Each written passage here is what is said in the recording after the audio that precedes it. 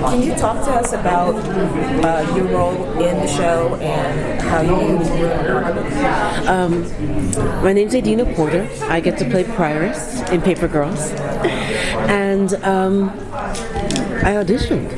You know, it was during COVID time, so I got an email saying that put yourself on tape for this particular role.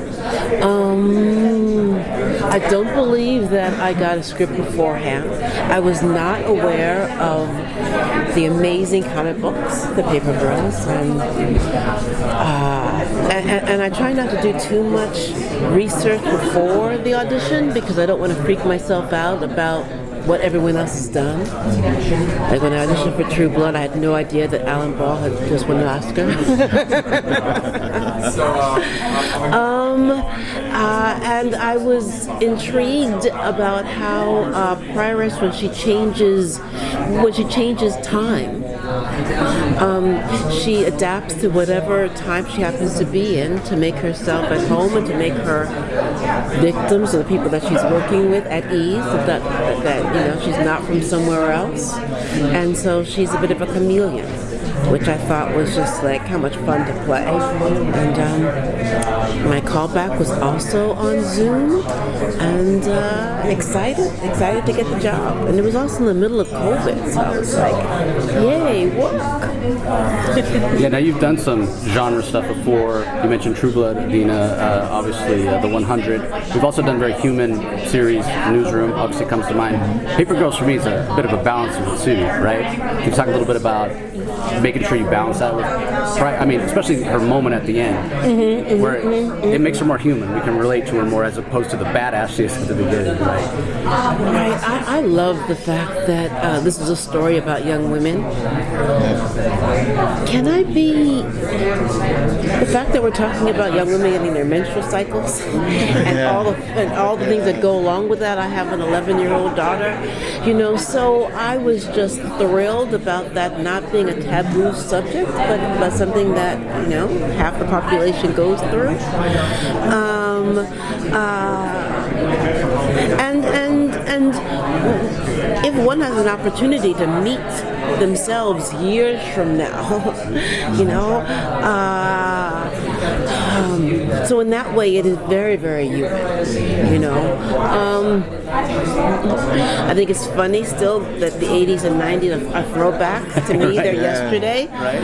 I'm sure I'm wearing a piece of clothing that I've owned since then. But yeah, it's about these young women coming to age and all the trials and tribulations that they go through. And if you're following or chasing people through time, you cannot help but also think about what you would have done if you were these young girls, and this happenstance happens to you, on one day after Halloween. So, Adina, I have a question. You mentioned, this is a coming-of-age story for young women. What is the one thing or a couple of things that you hope young women take from this series as they're watching it? Right off the bat, make sure that you can get any particular job that you can get, you know what I mean? Like if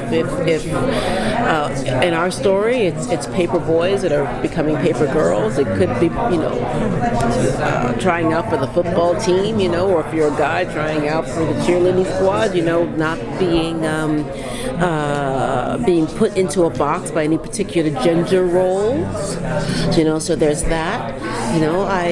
I love the fact that there are three-dimensional Asian characters, that are, because it's sometimes, there's white people and everyone else is just kind of like the funny sidekick or whatever, and I love the fact that this is not the case in Paper Girls.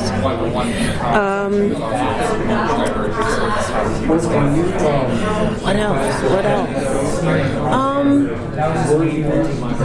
I guess just I love these women, these young girls discovering who they are when the going gets tough. And I guess also Prioress, who she discovers she is. Because you can just be a soldier that follows along and does exactly what your commanders tell you to do, right or wrong.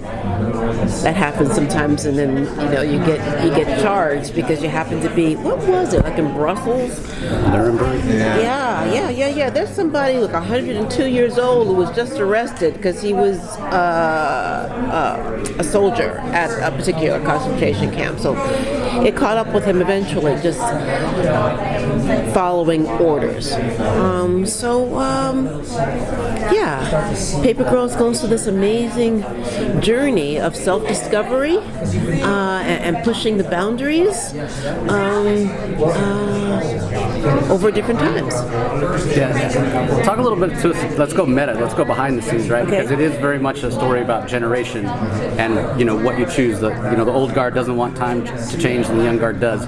You're working with a brand new generation of actresses who are very impressive. Very, very, very. They look to you as a mentor, asking for advice. What was that like? Sometimes their parents would. Not them.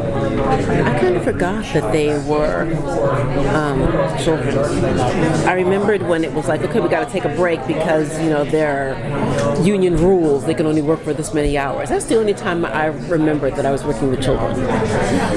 They were incredibly professional, knew their lines, didn't play around, or if they did, it was for a second and then got right back up into getting stuff done, so that no money was wasted because of any childishness.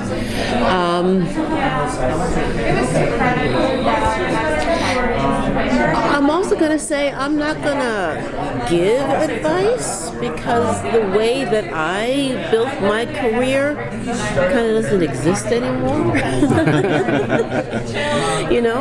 They don't have to wait for an agent to discover them. They can put their stuff online and the world comes to them.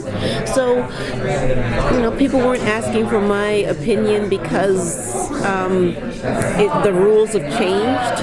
I guess the only thing that the parents were kind of asking about, because I guess I can be approachable as well as beyond grateful that I have been able to rediscover and reinvent myself. Yes. Beyond grateful to have that opportunity and get to do that in this project as well.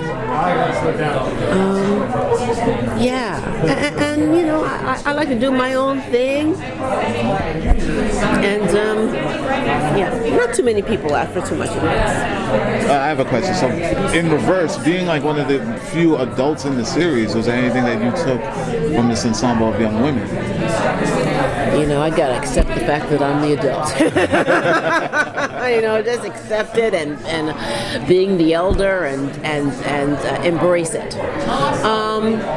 But I can tell you, since we've been working together, just this weekend, I am beyond impressed with the answers that these young women are giving. Hope for the future. Hope for the future. And then also just enjoying the moment. We've got good stories to tell our grandchildren what we did during a pandemic. So what would you do if you opened the door and there was the 14-year-old version of you? I would hug her. I would hug her and I would say, you're not going to believe this, but in a few years, people are going to pay to have your butt. They're going to pay to have your lips. Walk proud. Hold your head up high. Because I wasn't given that message enough. Because the people before me weren't given that message. So I'm just going to tell her that hold on to the bell bottoms. That's all we have time for. Thank you. Thank you so very, very much.